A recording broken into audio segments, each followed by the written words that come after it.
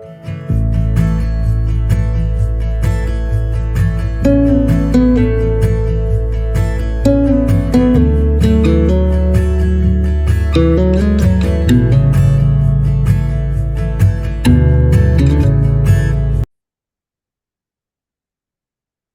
everyone, and welcome to Behind Your Eyes Season 9. And in this third episode, Lavina is my guest. So, hi Lavina, if you'd like to introduce yourself. Hi everyone, I am Lavina and I'm a life coach and I help women get to where they are and where they want to be and to feel connected to their body and their life. Mm. Well, my first question is always the same, and that is a sincere, how are you doing? I'm good. It's early morning here, so it's 1 a.m. But I'm good. I do like to wake up in the morning. Yeah, I feel good. I'm just near the waves, the beach, so it's great. How are you? Yeah, because I think you're located in Australia, right? Yeah, that's right. Yeah. Mm. Awesome. I will be there next month. Can't wait. Oh, yay. It's amazing here. Well, you've mentioned in your email to me that you struggled with burnout and depression. So I would love to know a bit how that's developed in your life. For me, when it came to burnout, because I'm quite a perfectionist, I always believed in the narrative that you have to always work hard, you always have to go, go, go, go, go. You can't stop. Like it was like our life, especially in Sydney, is developed to be busy. And if you're not busy, there's something wrong. And it Mm, was just even just the energy as an empath feeling everyone else being busy. So it was just pushing, pushing, pushing, pushing, pushing. It's still the same now. Like everyone believes that, you need to be busy. And so that led to burnt out, that led to, depression. It led to like, at the end of the day, the body is like enough. Like, the mind doesn't rule, it's the body at the end of the day. And it allowed me to stop in terms of just become so tired, mm, necessarily wanting to be bedridden for like nearly a decade, but it had to rewind all what has happened as well, which was quite shocking because even I have my days where I have good energy, but more often than not, I do not. So I'm still recovering from the burnout. So it is something that takes a long time. It's not just a year. For me, it's been a good decade as well. mm. And how do you even start that healing process? And how are you still integrating that healing right now? How it happened for me was quite shocking because it was, I always had good energy and things like that. And it was from that to just like no more energy, just Mm, had enough. The body was like, no, I, want to shut down. I want to go to more of a slow vibration, which meant mm, didn't want to do much, uninterested, low moods, cranky, agitated, all frustration. So it was sort of like a forced upon me type of situation. I thought, well, either I'm going to become a victim of this or decide to heal and think, well, okay, what is the benefit of this? How can I slow down and be like, okay, so I'm so used to having that fast pace. mhm, How long will this take to the body? And the body's like, well, maybe a decade. It's going to be a slow paced. Feeling the emotions, giving myself what it is that I need in every given moment and listening to the body mhm, and understanding, okay, well, what can I do to feel it? And then build the excitement in the future. Yeah. mm. And I think when you hear like, okay, it could take years to heal, I think for a lot of people that will be a bit confrontational, like, oh my gosh, I want a quick solution. I want this, over in a few months, and I don't want to deal with this for years. I mean, I know how you feel because I've been struggling with PTSD and it's been going for almost 9 years. So it takes time to listen to your body. But what would you advise someone starting that healing journey that could take that long? To know, to really see it long term. So my motto Mhm, as a little kid is always short term pain, long term gain, is mhm, to see, okay, well, what's the flip side?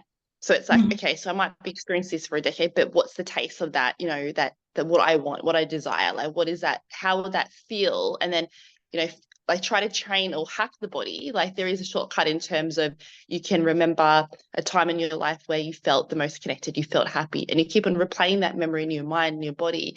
It helps a little bit. I'm not saying it's a quick, it's not a solution, but mhm, you can sort of taste that vibration, so to speak, that will sort of remind you that this is what's coming, right? And it's just a bit mhm, of a glimpse of And even, throughout it, like you get that glimpse, that taste, and to know what is possible as well. Hmm. I know it's worth Yeah. it. Yeah. And to call, the bluff on life, I always say. Yeah. And of course, like you said, what is the alternative? Mm. Stay in that place is not the right alternative, of course. So I think always having a sense of hope, even if it's just, the tiniest glimmer of, having a sense of freedom or a sense of relief, even if it's a short pain relief or a mental relief, that can help a lot, of course. So do you also have like a favorite way of like self-care or having a sense of relief for yourself? For me, it's very simple. So I, for a decade, slept for 16 hours. Sometimes I still do, Hmm. because that's what my body needs. And without shame, people go, how can you? But that helps. And then in the waking moments, if I'm not feeling the best, I love my sweets. So I'll suck on a little dark chocolate or have a cookie. Like I always have something to look forward to each every day, even to this day. Hmm. Yeah, I feel like there may be still quite a stigma on it that, like you said, because when you need sleep for more than 10 hours, there's like a stigma on it that, oh, you're lazy. You just don't want to do anything. When you're like, okay, now my body actually needs this. So how do you deal with that stigma and those judgments? I do it anyway. I Mm. proudly do it. And I just said, this is what I need. This is what I want. And I always tell people, like, this is what I need in cap locks. This is what I need. What is it that you Yeah. need? And that's it. Declare it and be like, this is what I need. This is what my body needs. I know what my body needs and I'm going to honor it. I'm going to honor my body. Yeah. And it changes daily, I think, right? What your body needs. Absolutely. Yeah. Mm. And if I'm correct, you've also had a diagnosis of Graves' disease. And could you tell me a bit about more how that has impacted you? Well, very much so. So I had it when I was younger in the early 20s. And it was like, I thought I was going crazy. People Mm. thought that it was all my head, that it was just anxiety, because I do have generalized anxiety. And it was like I always had panic attacks, in public. I just couldn't, keep still. And I was just so frightened and just so hyper in terms of I didn't know what it was. So then I just thought it was funny because I went to the doctor for my acne and then we found out I had Graves' disease. So I wasn't even thinking I had, any sort of diagnosis. I thought that Mhm. was just who I was. So I was glad that I got that diagnosis. But yeah, it was very much feeling highlighting the anxiety and the depression and to really deal with the stress as a young, younger person, but it was just showed me that my body didn't like the stress and my body didn't like that I Mhm. was pushing myself. And it gave me that sign very early. And yet I still pushed through and I disregarded my body. And that's how it Mm. manifested into burnt out, even greater than what Graves' disease gave me. Mm. So how did, yeah, because you said you've had Graves' disease, how did you heal from that? Through my healing journey. So once I, Mhm. build that connection with my body, giving it what it needs, having that understanding, knowing my limits, knowing what I can do, it was just a natural evolution through the healing process, which was quite miraculous because even the doctor said it will be the lifelong, illness and can't believe. But I also believe that, what was the defining factor in early 20s, what are you going to be stressed about? But when I minimized the stress, that definitely helped, Mm. Mm. heal it. And how do you currently stay mentally healthy? So by sleeping and also by, really organically, feeling my feelings. And Mhm. also now, because I've been doing it for a long time, I'm into the excitement piece where I can go, okay, what do I want my life to look like? What does that feel like? What does that look like? So I can play in that imagination realm, but only because I've been doing the, healing work for a long time and just be like, okay, what do I need to move my body? Like, what is it that I need? I feel like once we give our body what it needs on a daily Mhm. basis and we understand that, then it gets better. Yeah, because I think a lot of people underestimate like how much actually our body is also communicating with us and how we actually don't pay attention to what it is, saying to us. And like Absolutely. you've said you're kind of a nervous type of person and that you have generalized anxiety disorder. So I would love to know, how do you in those moments like regain or refine your calm? is so many, there's a few ways, and people, it's, people laugh every time I say it, but obviously I stop and I deeply breathe, which wasn't very good in COVID times because everyone thought I was passing over their COVID. Mm. But I said, this is how I, settle into my nervous system. I settle into my body. I still did it anyway, continue. So I'll stop and I'll take a breathing break. And if it's not socially accepted for whatever reason, I would go to the nearest toilet, bathroom, and I would just shake my body. I would just shake it out. I'll just keep on moving, moving, moving until I settle, breathe, and then I walk out as if nothing has happened. People go, "You're very calm," because I don't take it out on people, but I know Hmm. to do it behind closed doors. Yeah. Yeah. I love doing like the butterfly motion. Yeah. Just you're giving yourself a hug. Yes, always, yes. Even in public, Yeah. I do that and I put my head in my heart. People think I'm having a heart attack. Mm. Yeah, but again, that's how important that body connection is, right? Mm-hmm. We can't live without without it. We're so mind focused that we forget we should be a lot more body focused. Absolutely, yeah. And you said now you're a coach and a mentor. I would love to know what is at the heart of your teachings and how you help others. As you said, like really going back into heart, because and having that good balance of the mind, I definitely feel that the mind is needed, but definitely more into the heart and more into the body and connecting to our body understanding, because it's not an easy process, because I Mm. am, I have come from a very logical, and I'm still very logical as well, to then go, well, how can that be more emotional and into the body, and why does that matter in our life? Because if you don't feel excited, you don't feel passionate about life, like really, what is the point? Like that is always my deep mission, because I could feel before and after, and Mhm. going through the burnout and the depression was really difficult.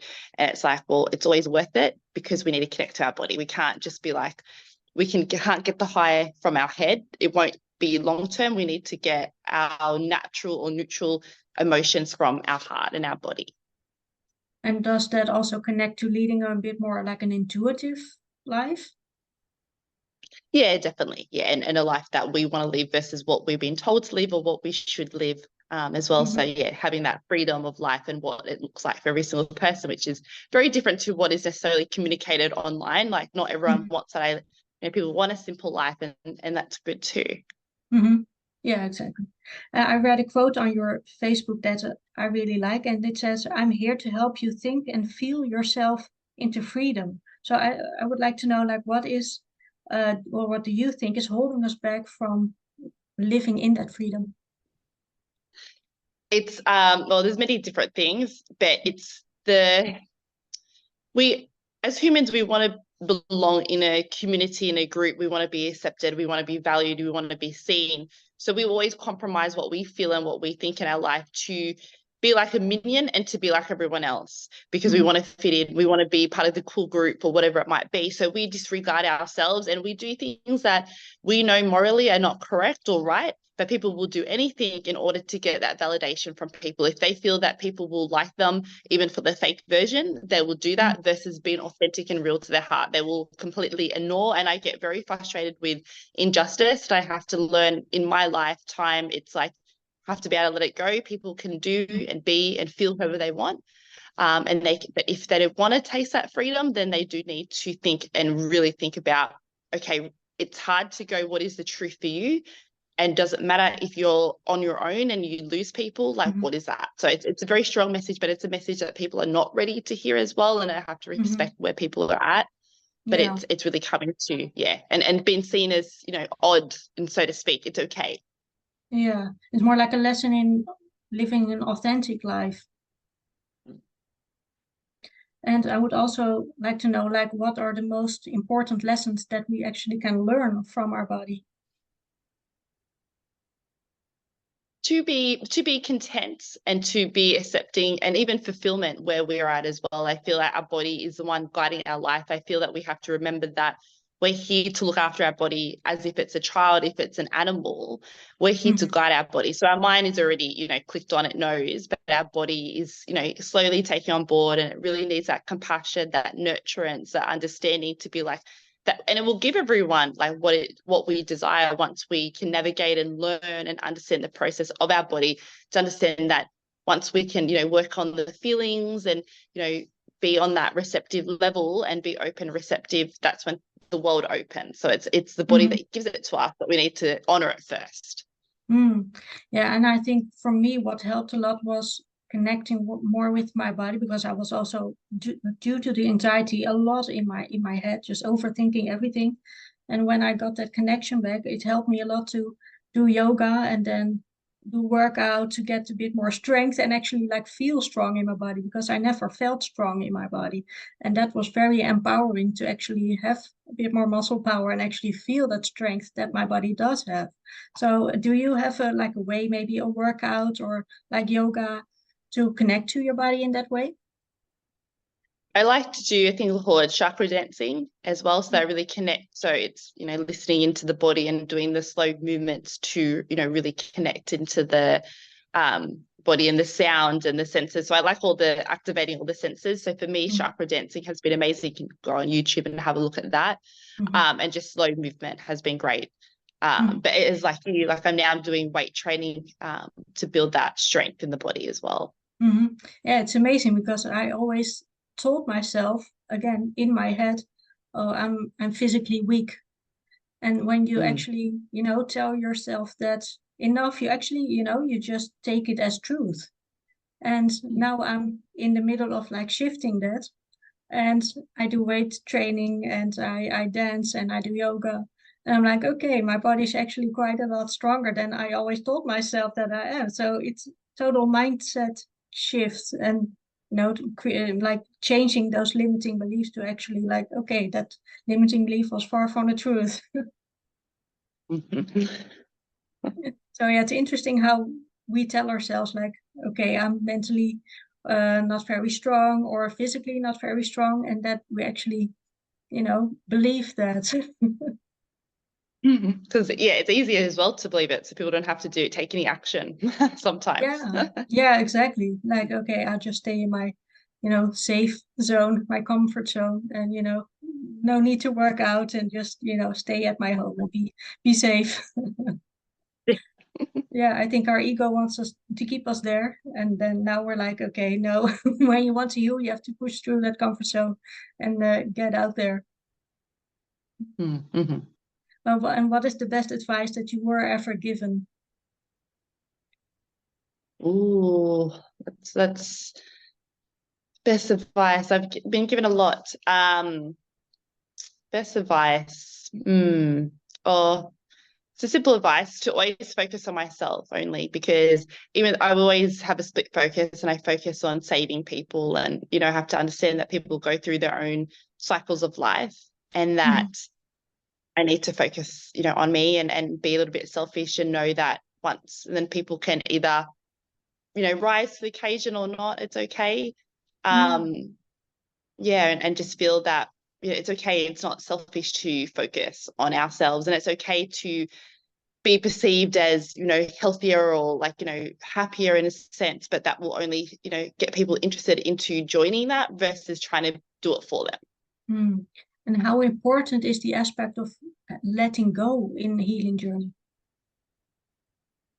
Yeah, very, very important, because I would say that it's a very much control freak, like very much very controlling in terms of, because it's safe. It's, not wanting Mhm. to feel into the unknown, and to let that go, and to understand, well, let's be chilled. It's okay. It's safe to be chilled, and it's safe to let go, and to be excited, and makes life very simple. So for me, there's nothing to worry about. And even, what I always tell myself, what if there is nothing to worry about? And it's like, oh, there isn't anything to worry about. Mhm. It's okay. Yeah. Yeah. Yeah, we're so used to worrying. Yes. Yeah, it's like automatic. Actively. Okay, this is going a bit too well. Should I be worried? What's going to go wrong now? Yes. Hmm. And do you think there's also still a bit of now maybe not so much a stigma, but people think it's selfish if you take so much time for yourself and for your healing and for your health? Oh, absolutely. And I was always shunned by that. People didn't understand. People understand now because they see the flip side. They can Right. see, wow, like you've endured that, but now I can see why. But during the process, it was like, how dare you? Like you can't do that. Like you're Mm. wrong. It's not going to work. And now they see it. They're like, now they're curious. Now they're interested. But then it's like, well, did you see how long it took? I'm not saying it's going to take that long for you. We can definitely shortcut. That's why I'm a life coach, but I'm not going to guarantee it's going to be very quick. Yeah, yeah. Like you said, you see there's a bit of a shift happening. Like, and I also think that especially after COVID, we've Mm. all been confronted, of course, with what that did to us, what we were forced to, endure, and how we were forced to live. So I think there is quite a shift happening in also what it does to your mental health. So I think Mm. hopefully that Mm. will create a wave that it gets just more easier and acceptable to talk about things like Graves' disease, anxiety, depression, and what it does to us mentally, and how we have to take time for that. Do you agree? Oh, absolutely. So it's not going to be a taboo thing. It's more normal. And people are because people are now experiencing brain fog because, that's always part of the system and they blame it on COVID. And I was like, Mm, it was probably already there. Yeah. right. Yeah. Yeah. Now they just have like this hanger to stick it on to. Like, oh yeah, I'm sure it's that. Like, Yeah. what was your life like before that? Mm. Mm. Yeah, so, but I think it's already, even if they blame it on the COVID, I think it's already a good change that is happening, that it's more talked about. I even hear it on the news now that teens or younger kids are still affected by, not getting to attend school or seeing Mm. friends when they were dealing with COVID crisis. So I think it's a lot more openly talked about and not so much shamed anymore. I mean, of course, we're not there yet. I'm sure you agree with that. There's still a lot that needs to be done to not feel less shame when you bring up the topic of mental health. But I think, yeah, I think slowly the ripples are starting to be created. Yeah, definitely, which is a good thing. Oh, yeah. Oh, yeah. I hope it can only get bigger and bigger, those waves. Oh, it definitely will. Yeah, it'll all Yeah. have come and open, which is great. Yeah, yeah. And like I said, I hope like, we talk about this now and this is like my ninth season now. So, and I hope to create more and more just open discussions about mental health and that it is nothing to be ashamed about. I mean, I think most of us deal with some kind of mental health issues or trauma, or even if it's just anxiety. Well, it's not just anxiety, of course, but I think that's the most common thing that people suffer from. And yeah, it's just necessary that it's not looked down upon. Absolutely. So people can get help and understand it's, natural part of life. Yeah, exactly. Exactly. Well, my last question is also always the same, and that is, when are you at your happiest? Ooh, when I feel good in my body, when my body feels natural and neutral and it feels satisfied and it feels content, that is when I'm at the most happiness. And probably when you're near the sea. That and even in a crowd of people when I can feel my heart and I feel centered and I feel like, yeah, this is great. Like I'm feeling good. This is, my body's happy. My body's Mhm. like looked after, it's taken care of, it's nourished, it's time, but yeah, time on my own as well is great too. Yeah, you feel that connection that all is good. And I think always when my body feels safe, then my mind feels safe, and then I'm, at my most calm and content. Yeah. Mhm. Well, thank you so much for today, Lavina. It was a joy to talk to you. Thank you so much. No, thank you for having me. It was so great. Beautiful Thank energy. And yeah, thank be excited to come to Australia. It's going to be amazing, Sydney.